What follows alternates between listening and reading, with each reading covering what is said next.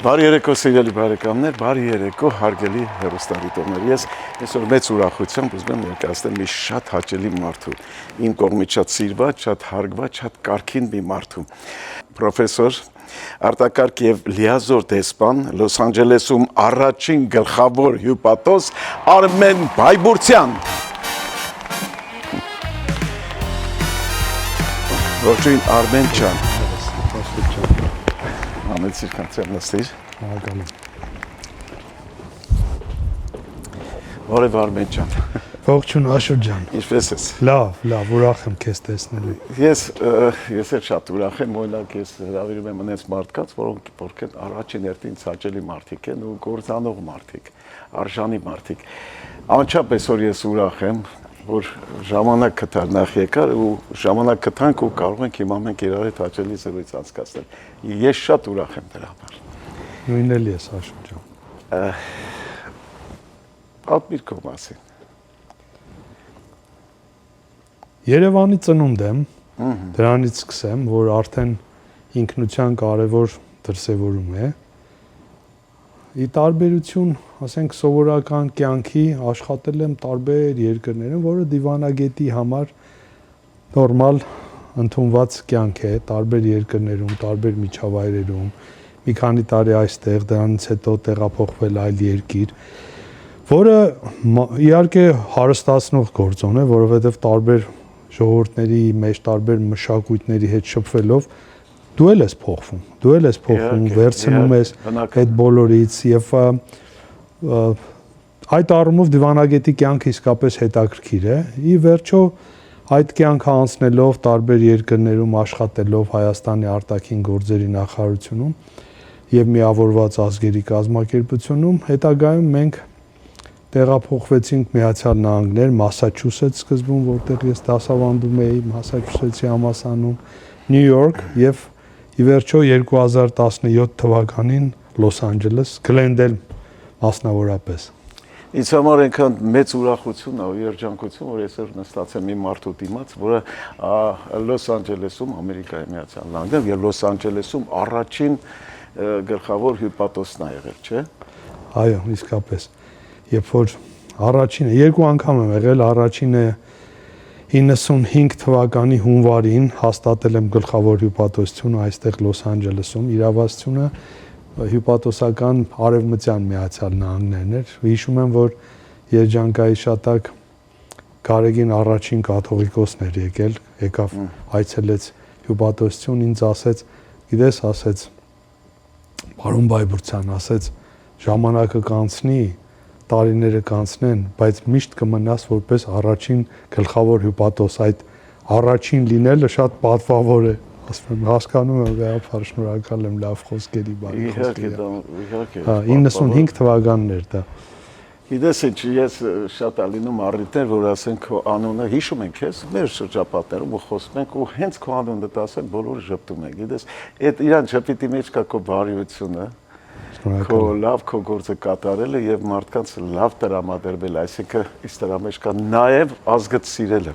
Ես ուրախ եմ, շատ ուրախ եմ։ Կրթությունը ուրեմն Երևանի պետական համալսարան։ Այո, Երևանի պետական համալսարանի շրջանավարտն եմ, այնտեղ էլ ասպիրանտուրան եմ ավարտել, տեխնացուական դիսերտացիա պաշտպանել, դասավանդել, դասախոս էի Երևան պետական համալսարանում։ Այնուհետև նաեւ դոկտորականս եմ պաշտպանել Հնդկաստանի լավագույն համալսարան Ջավահարլալ Նեհրուի անվան համալսարանում։ Միացյալ Նահանգներում եմ բազմաթիվ դասընթացների մասնակցել, մասնավորապես Հարվարդի համալսարանում, MIT-ում եւ միևնույն ժամանակ դասավանդել եմ։ Համ սովորել եմ, համ դասավանդել եմ, բայց Երևանի պետականը մնում է միշտ առաջինը հիմքը։ Ուրեմն աշխարհի ամենաերջանիկ բանը ունենալ ընտանիք եւ լինել ընտանիքի լավ հայր եւ լավ ամուսին։ Երկու բառ քո ընտանիքի մասին։ Սիրում եմ ընտանիքս, երկու դուստր ունեմ եւ մեկ զավակ, տղա զավակ, ուրեմն Անի, Թագուի եւ Դավիթ։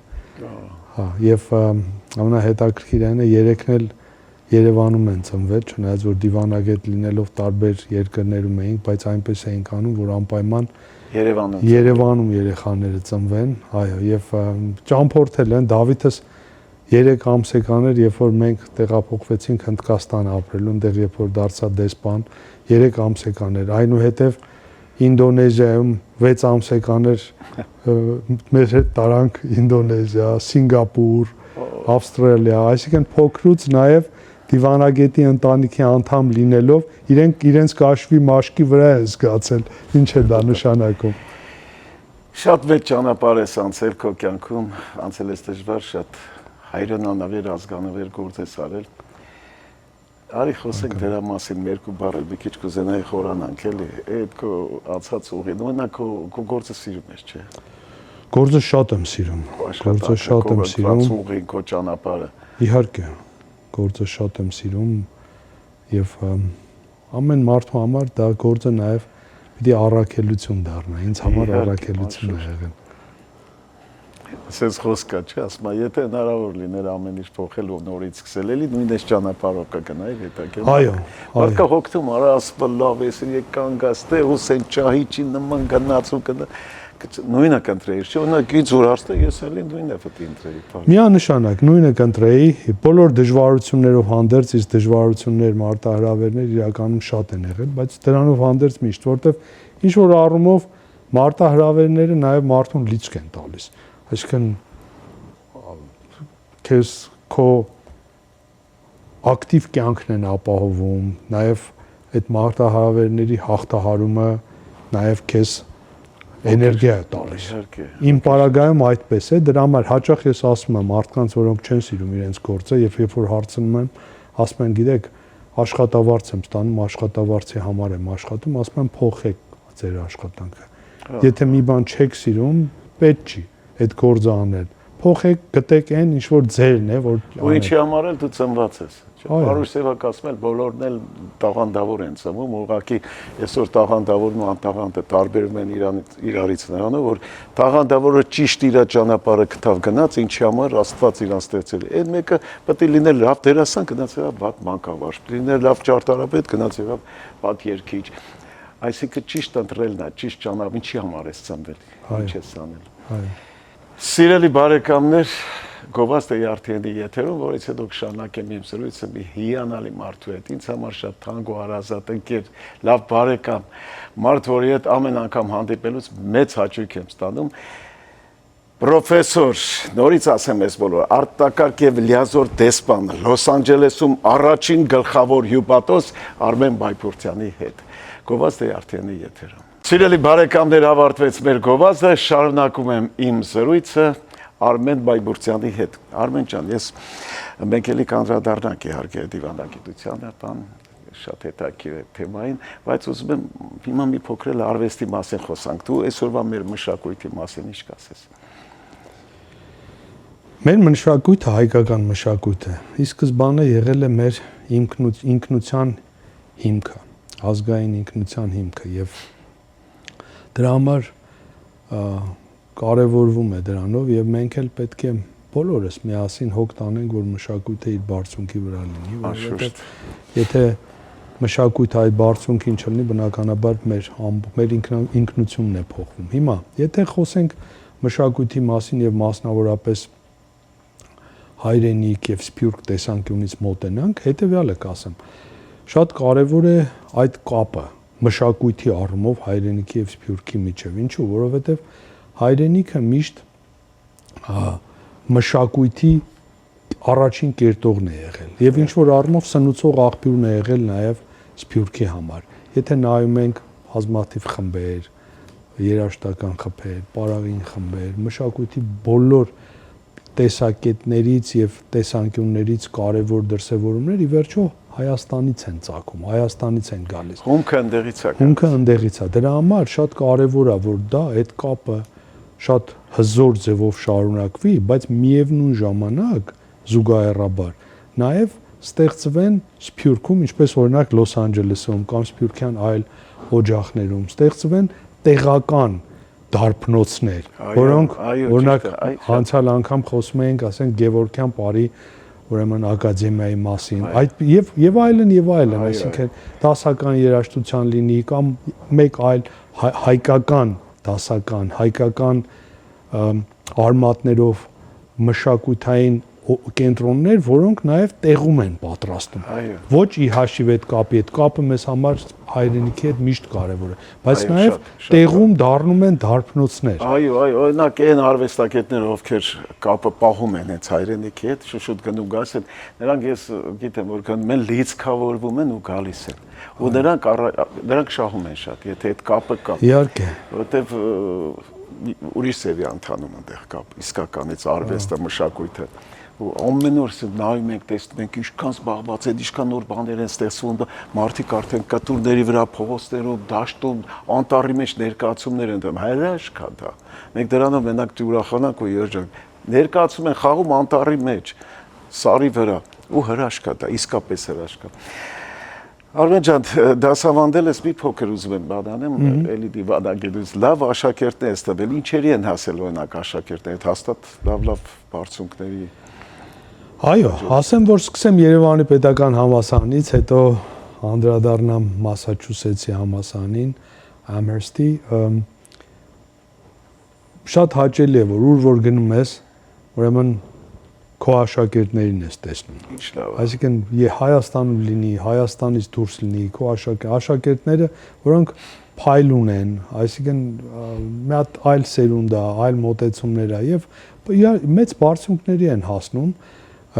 Նույնը կարող եմ ասել Մասաչուսեթսի համալսարանի մասին, որ լավագույն համալսարաններից մեկն է Միացյալ Նահանգների։ Ուսանողներից շատերը դիվանագետներ են դարձել ամերիկյան պետքարտուղարությունում են աշխատում։ Ես էլ իրենց մեջ այդ սերը ներարկել եմ դիվանագիտության նկատմամբ։ Նաև ինչ որ առումով Հայաստանին են օգտակար լինում, շատ հաճախ եւ նաև տարբեր այլ պետական ատյաններում աշխատում են եւ գիտեք ինչ է, այդ կապը միշտ իրենց տարել եմ, ուղարկել եմ Հայաստան, նույնիսկ Վրաստանում առանձին Բաթումիում կար Եվրոպական միության ամառային ակադեմիա, որի ուսանողներին տանում է եւ Հայաստանից ուսանողներ էին գալիս, իրար հետ մտերմանում էին, ընկերություն էին անում։ Շատ հրաշք։ Օրինակ ինչքան լավ բան է, որ ասում ես գնում եմ, հանդիպում եմ, շփվում եմ իմ ուսանողներ։ Ես էլ այնքանից երջանիկ ու վարձահատույց եմ զգում, դες դպրոց ունեմ Հայաստանում, չեմ փակել, ուղղակի ստոպ ենք տվել, որ հետո պիտի շարունակվի։ Ու ես էլ որ երրորդ անգամ ես իմ ուսանողների հետ նույն ֆիլմում նկարվում եմ։ Ես էլ որ երրորդ անգամ չեք պատկերացնի, ինչ հրաշք է դա, ու ինչ երջանկություն։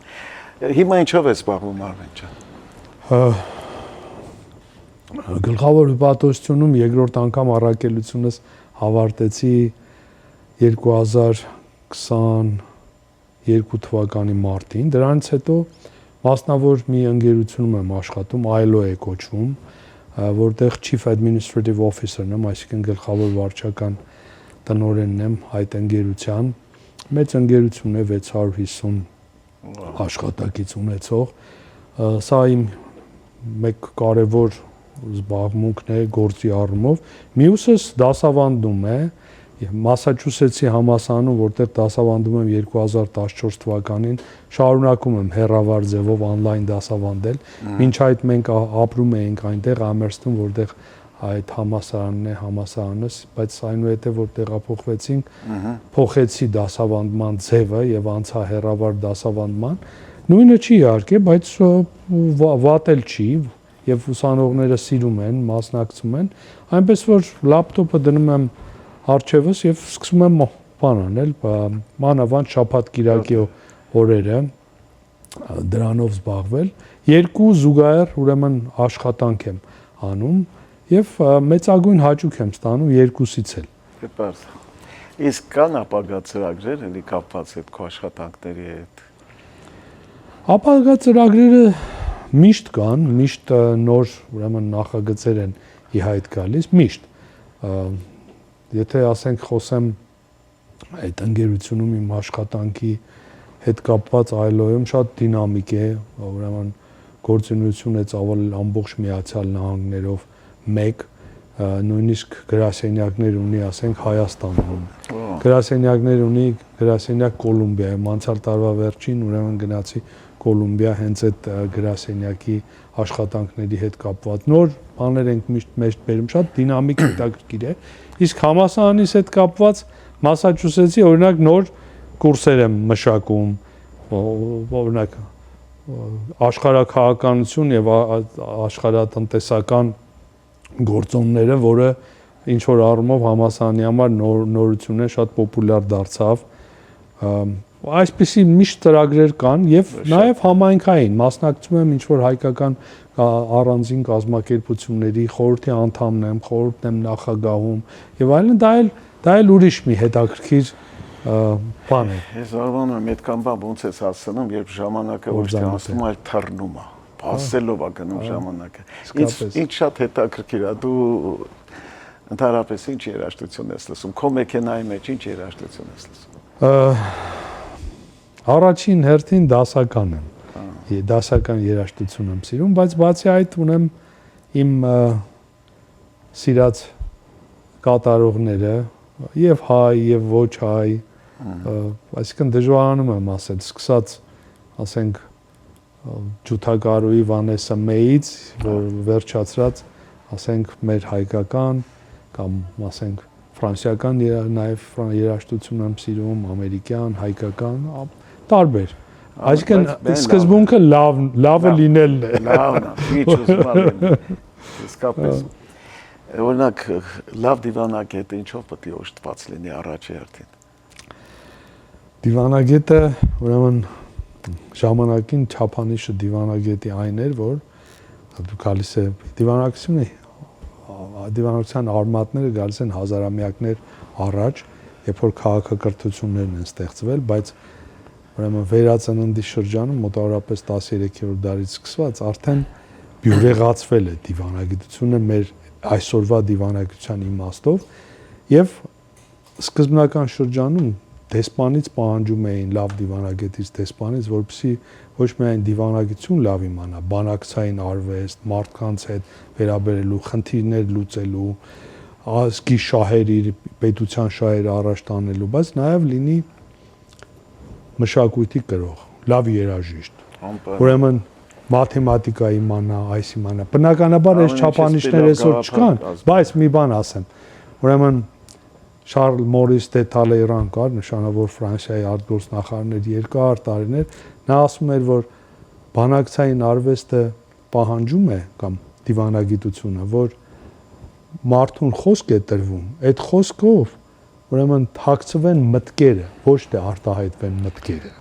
Թաքցվեն մտքերը, դրա համար է մարդուն Աստված խոսք տվել։ Ուրեմն շատ հետաքրքիր բան է, այսինքն որ դիվանագետը պետք է ինչ որ ասում են նպատակային ասի, միայն ուրեմն իր արժև դրված խնդիրները լուծելու համար։ Եվ Արմեն ջան, ցավում եմ, բայց ավարտվեց նաև երկրորդ մասը մեր հաղորդման, ասենք գովազդի, որից հետո կշարունակենք։ Բարեկամներ, դարձյալ գովազդ ARTN-ի եթերում, որից հետո կշարունակեմ իմ զրույցը իմ լավագույն ընկերոջ, իմ լավ բարեկամի հետ, Արմեն Բայբուրցյանի հետ։ Գովազդ ARTN-ի եթերում այսքան բան։ Բարեկամներ, ավարտվեց մեր գովազդը, շարունակում եմ զրույցս Արմեն Բայբուրցյանի հետ։ Արմեն ջան, հենց առաջի հարցը որ ուզում եմ տամ քեզ ու շատ բոլորին եմ տալիս համարյա, ինչից ես շատ վախենում։ Վախենում եմ բարձրությունից։ Այդ բարձրությունից վախը նաև բան է, հետաքրքիր այն է, որ որոշ կրոններ, մանավանդ բուդդիզմի պարագայում, դա բնատուր ձևով է ընկալվում, ասում է, որ մարդ պիտի չձգտի լեռան գագաթը բարձրանալու։ Մեր մոտ հակառակն է, չէ՞։ Իմ մոտ բնական ձևի բարձրությունից վախենում։ Բարձրալավ։ Բավարարված եմ։ Հիմա շատ մոդայիկ է արդեն դարձել, շատ տարածված արհեստական ինտելեկտ հասկացողությունը։ Դու ինչ կարծիք ես դրա մասին։ Ասեմ, որ մանկության շրջանից պատանեկության սիրել եմ գիտաֆանտաստիկ գրականություն եւ միշտ իմ սիրած գրողներից մեկը Այզեք Ազիմովն է, գիտաֆանտաստիկայի հայրերից։ Ուրեմն Ազիմովը I Robot անունով բան ունի, ուրեմն վեպերի եւ պատմվածքների մի շարք ունի, որտեղ հենց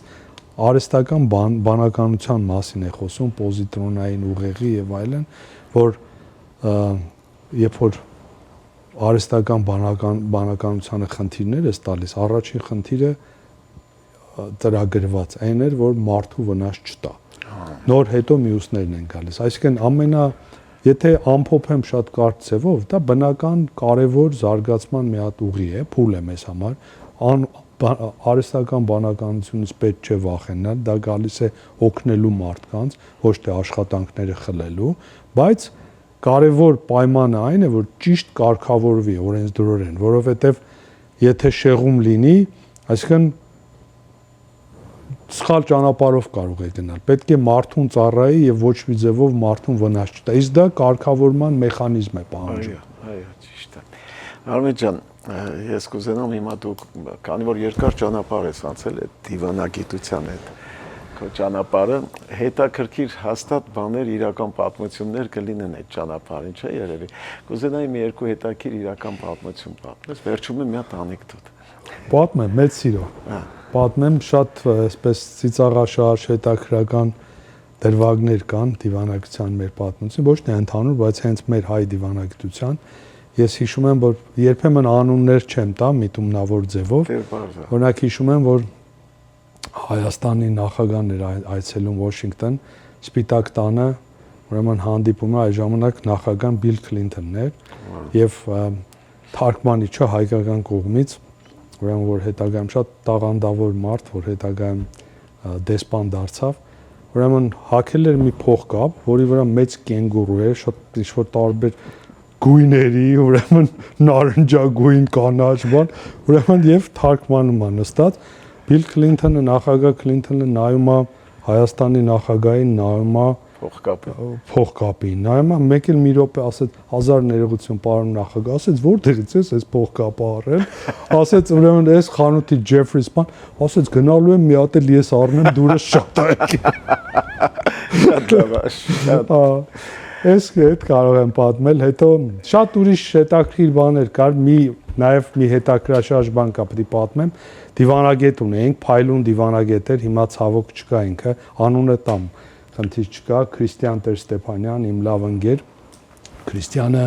ֆրանսահայ էր, եւ հենց անկախության սկզբից եկավ Հայաստան, միացավ դիվանագիտական ծառայությանը մեր, Փայլուն աշխատանք կատարեց, Փարիզում ՅՈՒՆԵՍԿՕ-ում դեսպանն էր Հայաստանի, ուրեմն իր հետ կապված հետաքրքիր մի հատ պատմություն կա, ֆրանսերեն էր իր լեզուն, հետո հայերեն էր սովորում, մանավանդ արևելահայերեն Հայաստանում ժամանակ առավ մինչև սովորի, ուրեմն հիմա Ղարաբաղի հարցով բանակցություններ են, ԵԱԿ-ի Միսկի խումբը հավաքվել է եւ Քրիստիանը ֆրանսերեն է խոսում, ասում է, որ ուրեմն Հայաստանը տարածքային ոչ մի պահանջ չունի լաչինի նկատմամբ։ Լաչինը ֆրանսերեն լաշինա, որը թարգմանիչը թարգմանում է Չինաստան, լաշինը Չինաստանն է, լաչին CH-ով ստացվում է Չինաստան։ Մեկը սաղ իրար են նայում, թե ոնց թե Չինաստանի նկատմամբ տարածքային պահանջներ, մեկ էլ ասում են, բայց արդյոք ճիշտ արտասանեցիք։ Այո, ասում է, Հայաստանը ոչ մի տարածքային ուրեմն նկարտումներ չունի լաշինի նկատմամբ, այն նա նորից Չինաստան։ Վերջը հետո մեկը մտնում է կողքից, ասում է, այդ լաչին է Չինաստանը չի։ Այդ մի հատ միջանցք է։ Արմեն ջան, ինչ անեկդոտ կպատմի, ես գիտեմ, որ դու այդպես լավ հումորի զգացողություն ունես։ Անեկդոտներ շատ կա եւ բոլորիս համար էլ չտեմարան է մի հատ անեկդոտների, բայց նորից դիվանագիտական պատմություն է պատմելու անեկդոտի մոտ, ուրեմն մի սկսնակ դիվանագետ հարցնում է փորձառու դիվանագետին, ասում է, այսքան կոնֆերանսների եմ մասնակցում, բայց այս կոֆեի սուրճի ընդմիջումները շատ երկար են։ Այդ ինչի է այտենց երկար էլի։ Մենակ կանգնած խոսում են, գործ չեն անում, կոնֆերանսն է համաժողովը թողած սուրճի երկար ընդմիջումներ են անում։ Ես էլ բացադրում ասում եմ, լսի, դու դեռ սկսնակ ես, չգիտես, իմացի, որ բոլոր կարևոր հարցերը սուրճի բաժակի շուրջ են լուծվում, ոչ թե այդ կոնֆերանսին, որտեղ միայն ելույթներ են։ Սովորի, ասում եմ, դա տենց հաստատ է, շատ կամ դրա ուրիշ բան կա, որ ասենք բանակցությունների ժամանակ կռիվ էր գնում, թե գլխավոր տեղը որի երկիրը պետք է նստի։ Եվ եթե այդ տեղի վրա, ասենք, մեջտեղը կարևոր աթոռի վրա, եթե 3 կամ 2 երկիր էր հավակնում, նստել միշտ այսպես պայքար էր գնում, ով պետք է նստի, վերջը լուծումը գտան։ Կլոր սեղան էին դնում, որտեղ էլ նստի խնդիր չկա։ Առաջին, երկրորդի հարց չի ծագում։ Ես ուզում եմ քեզ իմ ամենավերջի հարցը տամ, էլի։ Չգիտեմ, այդ հարցը հետաքրքիր է ինձ համար ուղղակի։ Այս աշխարհում, այս խառը աշխարհում, գլուխը կորցրած աշխարհում, ինչը կփոխեր դու։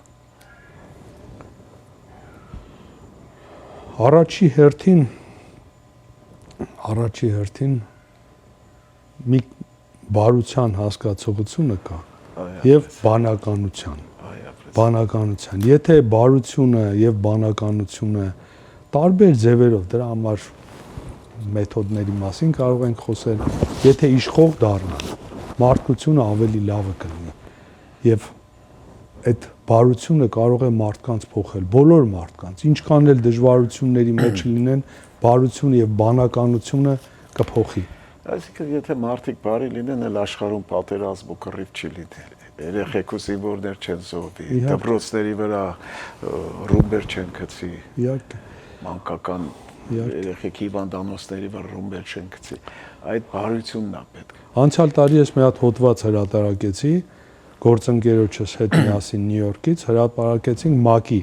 ուրեմն իրենց պարբերականում միավորված ազգերի կազմակերպության, որտեղ ապացուցում էինք, որ եթե պատերազմների փոխարեն տնտեսական գործոնները օգտագործվի, պատերազմները շահավետ չեն լինի,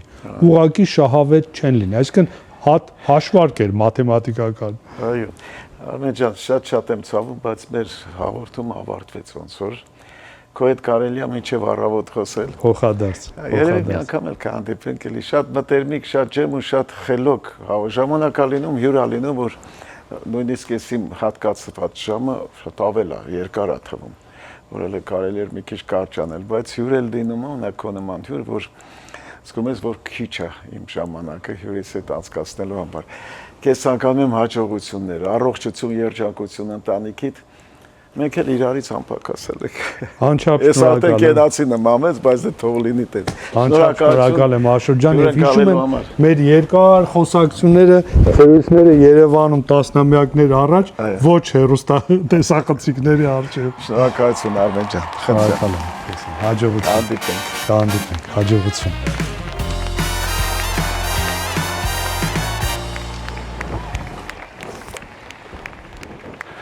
Սիրելի բարեկամներ, ավարտվեց եւս մեկ հաղորդում։ Իմ հյուրն էր Լոս Անջելեսում առաջին գլխավոր հյուպատոս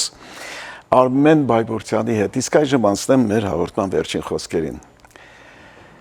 Մի օր կարթնանաս ու կհասկանաս, որ կյանքը երազ է եղել։ Ու չես հասկացել ինչպես է անցել։ Չես էլ զգացել, թե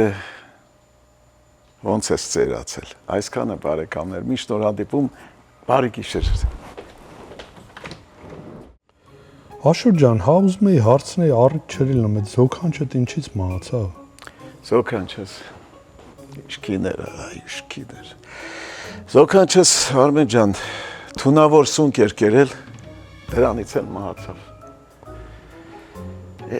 Տեսա որ աշկերի տակ կապուտ էր, դա ինչ պատմություն է։ Հա, Արմեն ջան, ուղղակի չէր ուտում, մինչև կերցրինք ստեղներս ասա։